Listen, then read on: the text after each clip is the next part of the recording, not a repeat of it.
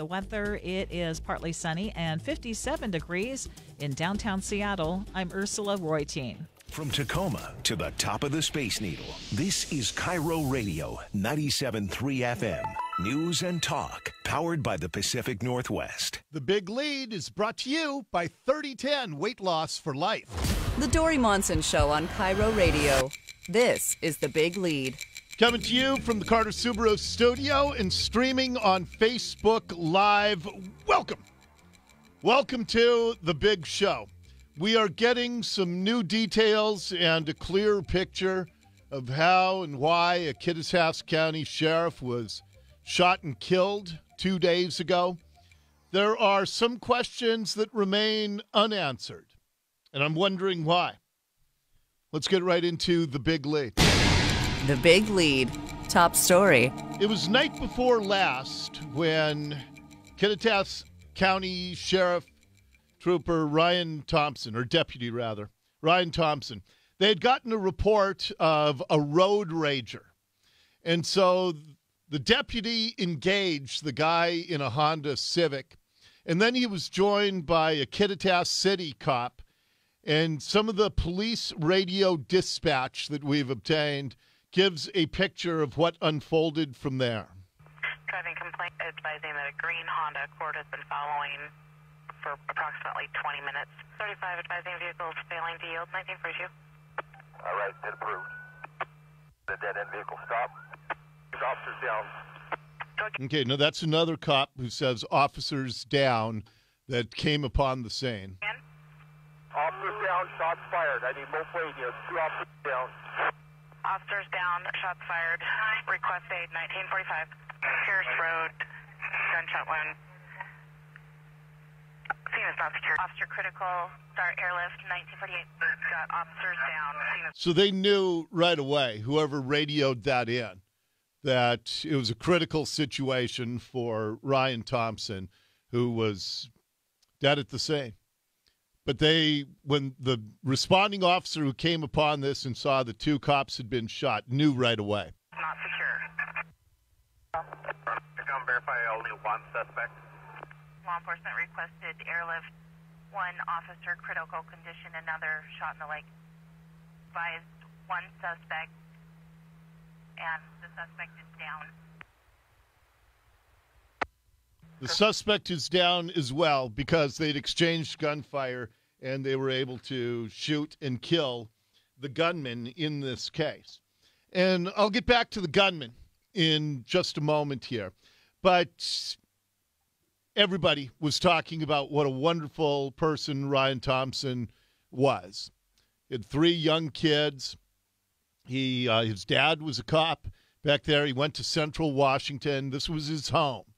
And everyone expressed just sadness. And there were all of these memorials that sprung up spontaneously all around the town. Channel 4 was there. They talked to community members at comonews.com. These guys mean a lot to me. And they should mean a lot to everybody because what they do is, they put their life on the line for us. My heart's broke. Flowers and respect. Sad, broken, lost. I mean, people were just torn apart by this. And those are such tight-knit communities there in Central Washington. And it's where people put their roots in really deep. And this guy had been there for at least a couple of generations. And so you get to know families so deeply. And everyone's family. No one's just a friend. Everyone's family there, and this is such an incredible tragedy. So we know a little bit about the shooter now. 29 years old, Juan Manuel Flores del Toro. And all the police have said is that he had multiple aliases. So we've asked the question. I would like to know, and I know there are a lot of people who get furious at me whenever I ask this question. But it's a reasonable question. What's the immigration status? And, with this show, I'm just honest with you guys. I'm telling you, I've been trying all morning. We've been trying as a show to get an answer to that question. And I'll tell you why. And this is why I wonder if that's not being released. I would think that if it was not a difficult answer, I think they would tell us what the status was of this guy who was shot and killed and who is a cop killer. This impacts far beyond Kittitas County because we do have a sanctuary state. And we have a governor who wants to be president, who has told us all the wondrous benefits of that. And I ask this question because you may recall, and this I think is an example that this is not about any political bias, because several years ago, 4 Lakewood cops were murdered in cold blood. And when we found out about their killer, Maurice Clemens, and we found out that Mike Huckabee, who was running for president of the United States, that Mike Huckabee, as governor of Arkansas, he had granted clemency to Maurice Clemens. And I went on the air on this radio show. I liked Mike Huckabee on policy in a lot of ways, but I said on this show I would never support someone who engaged in actions that led to the murder of 4 Lakewood cops. Mike Huckabee had to go on national TV to defend what he did. First of all, I think the tragedy of this, if I could have known 9 years ago this guy was capable of something of this magnitude, obviously I would never have granted the commutation. It's sickening. The 2 people in this country that I value the most are soldiers and police officers because they're the only thing standing between our freedom and total anarchy. And in the case of this particular individual, he was sentenced to 108 years for 2 crimes when he was 16. The Post-Prison Transfer Board, the process, and I'll be very brief about this, but to understand, they recommended to me as governor for his commutation, which didn't release him. It simply cut his sentence to 47 years. That would give him parole eligibility. That was the commutation. I'm responsible for that, and it's not something I'm happy about. So Huckabee had to answer to the people, and at least from my perspective, I could never have supported somebody who made a decision that led to such tragic consequences. And that's why we will keep asking the question. We'll find out eventually. But it's been 2 days, and I talked to a source in law enforcement this morning who said, yeah, we've been trying to find that out too. And it's odd that not even us in law enforcement can get an answer to that question. And that led them to the same conclusion that led me, that perhaps this info is being withheld, at least for the time being, because it may have some much broader consequences for somebody seeking the most powerful office in the world. So we'll keep asking the question. We'll keep trying to get answers for you. And as soon as we get some confirmation, either way, we will share that with you. But as we told you yesterday, this is at a time when, man, Jay Inslee, he's facing some other real serious problems. As we reported, Ursula had this in her newscast yesterday, that 73% of voters in a brand new CNN poll have never heard of Jay Inslee. He has been on every single CNN, MSNBC, CBS, NBC. He's the climate change guy. 73% of voters have never heard his name. And only 7% viewed him favorably. So he's in total anonymity, despite the delusional aspects of his campaign. And now we're wondering if the policy that he has endorsed to make our state a magnet destination, if that's contributed to a real tragic story. So we will keep you posted on all of that as we get more information. Up next in the Big Lead.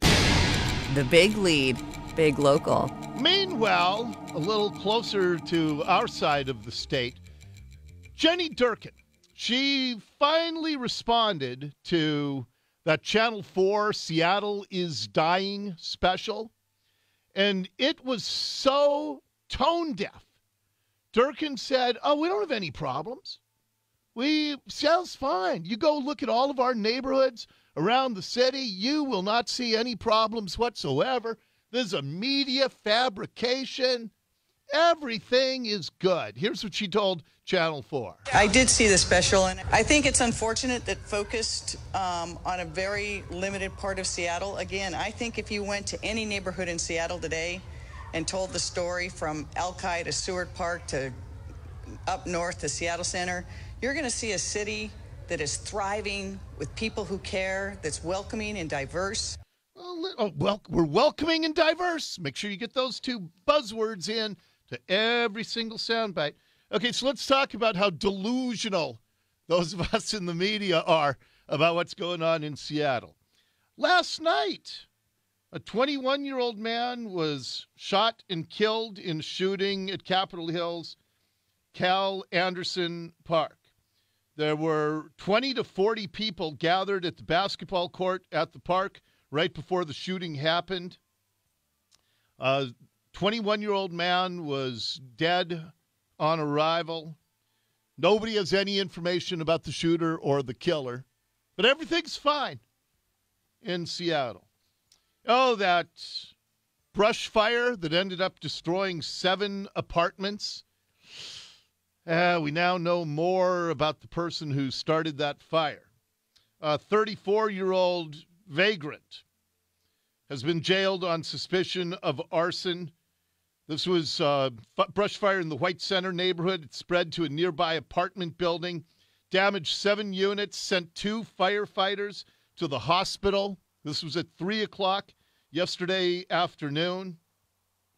The fire crews, they were fantastic in doing their job. They were able to prevent the flames from spreading to other nearby units, but there were 7 apartments completely destroyed by a street vagrant who started this brush fire.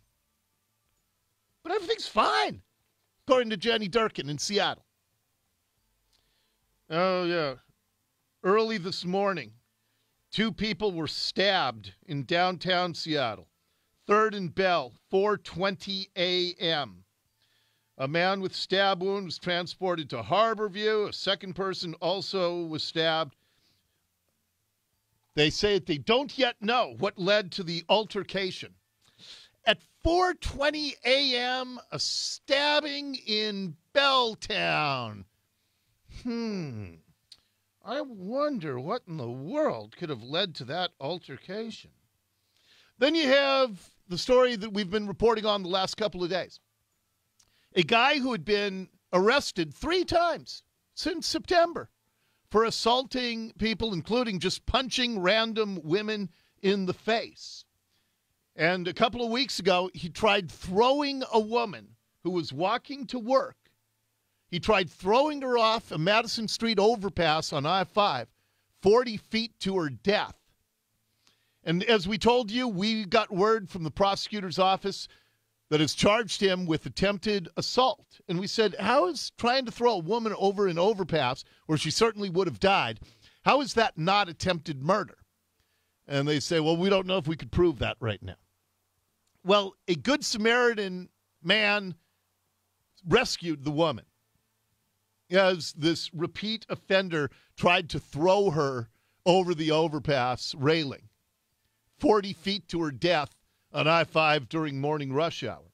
And now a guy who's a well-known local photographer, Gene Sherrard, he talked to our news partners, KIRO 7 TV, and he says, same guy, same thing.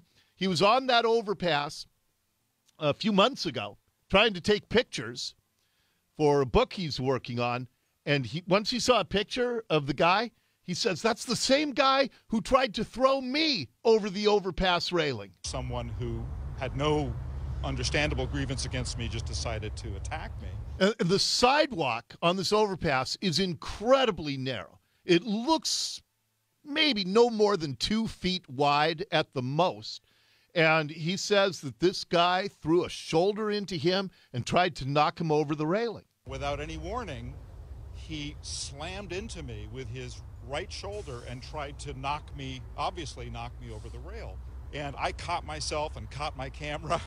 And the guy who is the suspect in the woman's attempted murder, even though the prosecutor won't call it that, they call it attempted assault, Jonathan Wilson, as I said, 3 times since September, he's been arrested. And he's too crazy to prosecute, they say. I shared with you all of the court and DSHS documents that we obtained on yesterday's show. But they kept sending him to psychiatrists, and they said, yeah, he's too crazy to participate in his own defense. So they kept letting him go, putting him back out on the streets. Even though he said in interviews with the psychiatrist that he wanted to kill people, he wanted to kill himself, it was inevitable that he was going to try to murder a woman after punching women randomly before that. And now we find out this guy he tried to throw over the railing. And the photographer said, when I saw this guy's face in the news for trying to throw the woman off the overpass, he knew immediately who it was. Looked on the KIRO website, actually, and saw the photo, and I thought, that's it. I know that face. And how he felt seeing that face again? Like, wow. It ratified the fear, that shock that I felt. This was someone who meant you real harm. So it was a little bit of a kind of a shaky moment. And so here's what that victim thinks needs to happen. We need to find ways as a society to grow without tossing people out at the same time. Okay, but to get to the root of the problem, you've got to have a mayor who will at least acknowledge the problem. Listen again, Jenny, everything's fine. I did see the special, and I think it's unfortunate that focused on a very limited part of Seattle. Again, I think if you went to any neighborhood in Seattle today and told the story from Alki to Seward Park to up north to Seattle Center, you're going to see a city that is thriving with people who care, that's welcoming and diverse. So from Alki to wherever else she cited, well, I'm looking at Seattle just in the last 24 hours, from Belltown to White Center, that's not thriving. We got to Capitol Hill's Cal Anderson Park, to the Madison Street I-5 overpass. It's been overrun by criminals and murderers and vagrants and drug addicts. And Jenny Durkan won't even acknowledge that. And that's why we can't get anywhere even a tiny bit closer to solving the problem, because you got a mayor who won't even acknowledge that there is a problem. And that, sadly, is your big lead for today. The Big Lead on KIRO Radio. I got a question for you.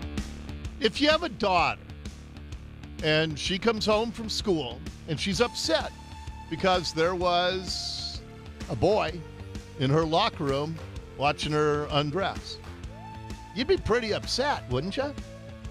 You're going to hear from a high school girl who says, this is just getting crazy. That's coming up next, right after Ursula checks the news here on the Dori Monson Show.